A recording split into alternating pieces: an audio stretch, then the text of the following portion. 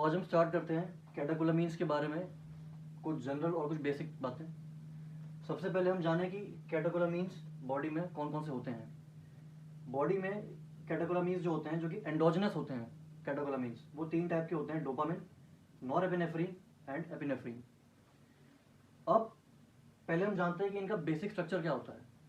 Catecholamines का जो basic structure होता है, जैसे कि उसका नाम है कैटेकोलामीन्स, यानी कि catechol and amine. So what is catechol? Catechol होता है डाईहाइड्रोक्सी बेंजीन रिंग। जब एक बेंजीन रिंग में 2 बार एट 2 लोकेशंस हाइड्रोक्सिल ग्रुप लगे हों, यानी कि एक बेंजीन रिंग में 2 जगह OH लगे हों, तो वो कहते हैं कैटेकॉल।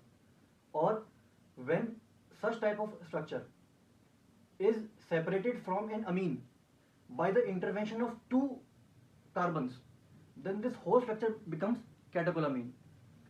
तो ये सबसे पहला कैटेकोलामीन जो हमारे पास था डोपामिन का।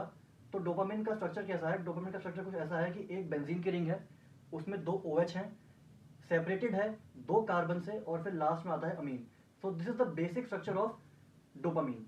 अब इसी स्ट्रक्चर में कुछ ना कुछ चेंजेस होते रहेंगे और बाद में dopamine will convert into norepinephrine, norepinephrine will convert into epinephrine, और इस तरह हमारे पास ये 3 कैटेकोलामीन्स बन जाएंगे। अब बात यह है कि ये कैटेकोलामीन्स बॉडी में बने कैसे।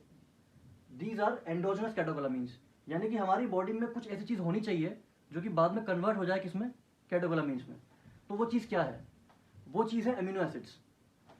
अब इसमें एक चीज और, डोपामिन, नॉरएपिनेफ्रिन एंड एपिनेफ्रिन, इनको हम एक नाम और देते हैं, यह है मोनोअमीन्स। These are monoamines. मोनोमीन्स क्या होते हैं? मोनोमीन्स वो होते हैं which are derived from a single amino acid. वो अमीनो एसिड यहाँ पे क्या है? टायरोसिन। टायरोसिन बॉडी में बनता है फिनाइल एलेनिन से, and phenylalanine comes in our body through diet.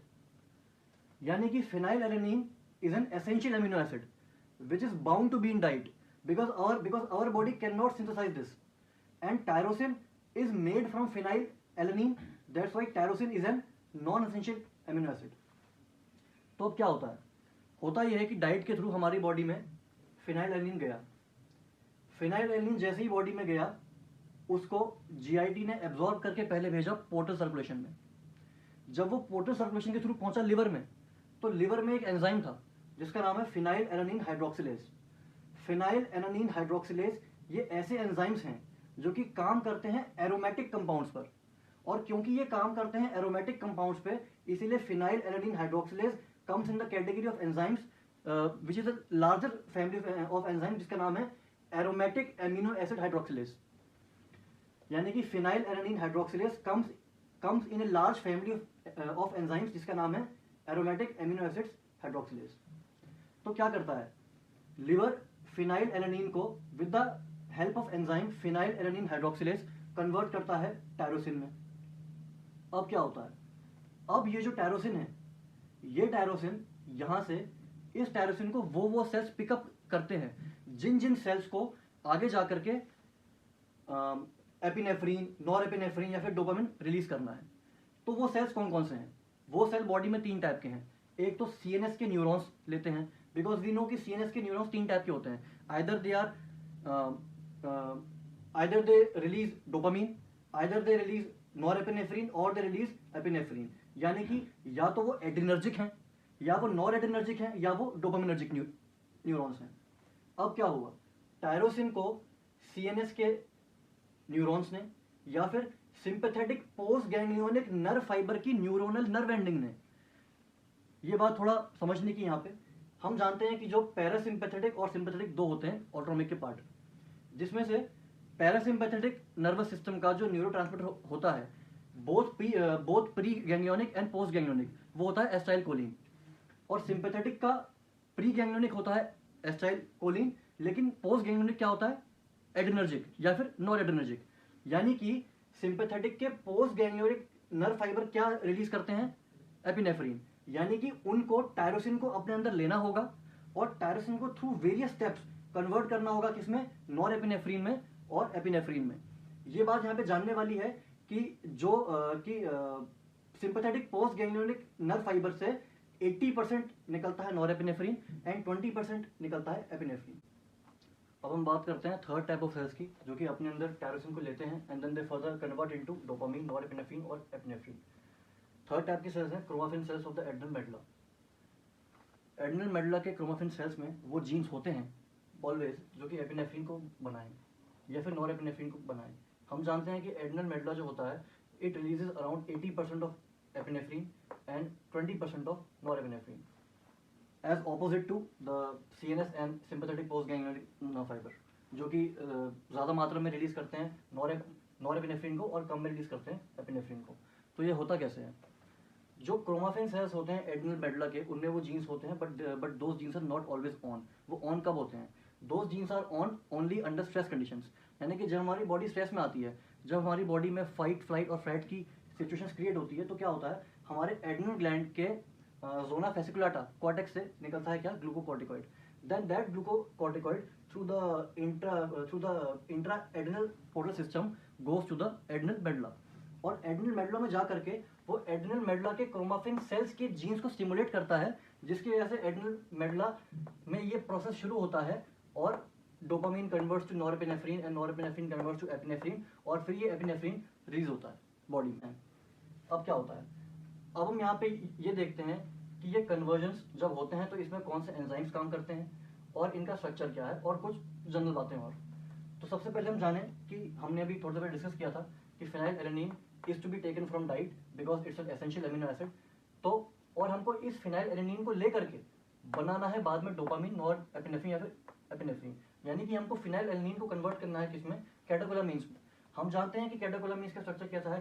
Catechol and amine. Catechol में बेंजीन रिंग इज डाइहाइड्रोक्सी, तो हमको फिनाइलएलेनिन को कन्वर्ट करना है डाइहाइड्रोक्सी में, यानी कि हम स्टेप बाय स्टेप जाएंगे। पहले हम फिनाइलएलेनिन को कन्वर्ट करेंगे सिंगल हाइड्रोक्सी में। तो जब इसको सिंगल हाइड्रोक्सी जब हम फिनाइलएलेनिन को कन्वर्ट करते हैं सिंगल हाइड्रोक्सी कंपाउंड में, तो वो सिंगल हाइड्रोक्सी कंपाउंड का नाम है टायरोसिन। और क्योंकि यहाँ पर हमने फिनाइलएलेनिन में ऐड किया है एक OH ग्रुप, तो इसीलिए जो एंजाइम यहाँ पे काम करता है उस एंजाइम का नाम है फिनाइलएलेनिन हाइड्रोक्सिलेज। तो phenylalanine takes the help of enzyme phenylalanine hydroxylase and gets converted into L-tyrosine, यानी कि हाइड्रोक्सिलेज एंजाइम का काम क्या है? बेंजीन रिंग पे एक हाइड्रोक्सिल ग्रुप को जोड़ देना। अब हमको क्या चाहिए? हमको चाहिए डाइहाइड्रोक्सी, तो हम क्या करेंगे? Now L-tyrosine gets converted into L-dopa. What is L-dopa? L-dopa is L-dihydroxy phenylalanine। इसमें और इसमें कोई डिफरेंस नहीं है। डिफरेंस बस इतना सा है कि ये बेंजीन रिंग है और इसमें at 2 positions there are hydroxyl groups. तो क्या होता है हम ऑलरेडी एक OH ग्रुप ऐड कर चुके हैं। अब टायरोसिन को अगर कन्वर्ट करना है डोपा में जिसका स्ट्रक्चर ऐसा है, तो हमको क्या चाहिए? हमको चाहिए कि हम टायरोसिन को कन्वर्ट करें डोपा में, और जो एंजाइम हम यूज करें वो होगा टायरोसिन हाइड्रोक्सिलेज, क्योंकि यही हाइड्रोक्सिलेज एक OH को फिर से ऐड कर देगा। अब एल डोपा बाद में कन्वर्ट होता है डोपामीन में। तो यहाँ पे क्या डिफरेंस है? यहाँ पे डिफरेंस है कि अब हमको इस स्ट्रक्चर से COH को गैप करना है, क्योंकि इसमें और इसमें सिर्फ इतना डिफरेंस है। एल डोपा और डोपामिन में जो डिफरेंस है वो सिर्फ इतना है कि इस स्ट्रक्चर में COH नहीं है। तो जो एंजाइम यहाँ पे काम आएगा उसका नाम होगा डोपा डी कार्बोक्सिलेज, क्योंकि डी कार्बोक्सिलेज ही वो एंजाइम होगा जो कि CO2 को हटाएगा और सिर्फ यहाँ पे H बच जाएगा, जो कि H यहाँ पे आ गया। अब जब डोपामिन कन्वर्ट होगा नॉरएपिनेफ्रिन में, तो हम पहले ये देखें कि डोपामिन और नॉरएपिनेफ्रिन में क्या डिफरेंस है। डिफरेंस ये है कि ये फंक्शनल ग्रुप है। जब फंक्शनल ग्रुप से हम गिनना शुरू करेंगे, it is the first carbon, it is the second carbon, या फिर अल्फा और बीटा। तो नॉरएपिनेफ्रिन के बीटा पोजीशन पर H की जगह एक OH है, ये हमने देख लिया। तो जब डोपामिन कन्वर्ट होगा नॉरएपिनेफ्रिन में, तो जो एंजाइम काम आएगा वो है डोपामिन बीटा हाइड्रोक्सिलेज। अब हमारे पास आ गया है नॉरएपिनेफ्रिन। अब हमको कन्वर्ट करना है नॉरएपिनेफ्रिन को एपिनेफ्रिन में। पहले हम देखते हैं कि स्ट्रक्चर में क्या डिफरेंस है। स्ट्रक्चर में सिर्फ इतना डिफरेंस है कि यहाँ पे NH2 था और यहाँ पे NH2 की जगह NHCH3 है, यानी कि एक मिथाइल ग्रुप N टर्मिनल पे ऐड हुआ है। यह है C टर्मिनल, यह है N टर्मिनल। तो N टर्मिनल पे एक मिथाइल ग्रुप ऐड हुआ है, तो जो एंजाइम आएगा उसमें आएगा N मिथाइल ट्रांसफरेज। ये बात N मिथाइल ट्रांसफरेज बहुत कॉमन बात है यहाँ पे याद करने के लिए, क्योंकि we are transferring a methyl group at the N terminal of this compound. अब यहाँ पे याद करने की ये बात है कि कंपाउंड का जो एंजाइम का पूरा नाम होता है वो होता है फिनाइल इथेनोलामीन एन मिथाइल ट्रांसफरेज। तो हमने 5 एंजाइम देख लिए जो कि फिनाइलएलेनिन को कन्वर्ट करते हैं किसमें? लास्ट में एपिनेफ्रिन में। हमने स्ट्रक्चर देख लिए हैं। यहाँ पे एक हाईलाइट बात यह है कि जब बॉडी में फिनाइल एलेनिन हाइड्रोक्सिलेज की कमी हो जाती है, यानी कि फिनाइल एलेनिन उस वक्त it is a genetic condition, उसमें क्या होता है कि phenylalanine is unable to convert into tyrosine. तो जब फिनाइल एलेनिन टायरोसिन में कन्वर्ट नहीं हो पाता तो phenylalanine in the body builds up and tyrosine L dopa और डोपामिन के लेवल बॉडी में डाउन चले जाते हैं। और बिकॉज फिनाइल एलेनिन हाइड्रोक्सिलेज यहाँ पे क्या हो गया है, डीएक्टिवेट हो गया है due to any genetic thing, उसके बाद बॉडी में फिनाइल एलेनिन की मात्रा बढ़ गई है, इसी कंडीशन को हम बोलते हैं फिनाइल कीटोनुरिया। ये यहाँ पे एक हाईलाइट बात थी। अब इसमें एक चीज और क्या है कि इस पूरे प्रोसेस का जो रेट लिमिटिंग स्टेप है वो है जब एल टायरोसिन कन्वर्ट होता है एल डोपा में, यानी कि it is the slowest step. Rate limiting step क्या होता है, रेट लिमिटिंग स्टेप वो होता है जो कि पूरे रिएक्शन का सबसे स्लोएस्ट स्टेप होता है। अब कुछ बॉडी में ऐसे एंजाइम्स हैं जो कि इस टायरोसिन हाइड्रोक्सिलेज को प्रमोट करते हैं, यानी कि जब टायरोसिन हाइड्रोक्सिलेज फॉस्फोराइज होता है तो उसके फॉस्फोराइज होने से रिएक्शन आगे बढ़ती है। तो वो कौन से हैं, protein kinase A, protein kinase C and calmodulin kinase. ये तीन ऐसे एंजाइम्स हैं जो कि टायरोसिन हाइड्रोक्सिलेज को फॉस्फोराइलेट करके इस रिएक्शन को आगे बढ़ाने में मदद करते हैं। अब एक ट्रिक हम देखते हैं कि इस स्टेप को याद कैसे करें। तो जो ट्रिक है वो ट्रिक कुछ ऐसी है कि females trying dope dresses, females trying dope dresses do not enter. तो फीमेल से क्या आ गया, phenyl alanine, trying tyrosine, dope dresses तो उससे आ गया dopa, do not enter, do से आ गया डोपामीन, नॉट से आ गया नॉर एपिनेफ्रीन एंड एंटर से आ गया एपिनेफ्रीन। तो हमने यहाँ देखा कि कैसे phenyl alanine is taken up through diet और वो लास्ट में कन्वर्ट होता है एपिनेफ्रीन में। जिन न्यूरॉन्स को निकालना होता है एपिनेफ्रीन वो इसको पूरा प्रोसेस में करते हैं convert and they utilise all the enzymes और लास्ट में वो कन्वर्ट होता है किसमें, एपिनेफ्रीन में।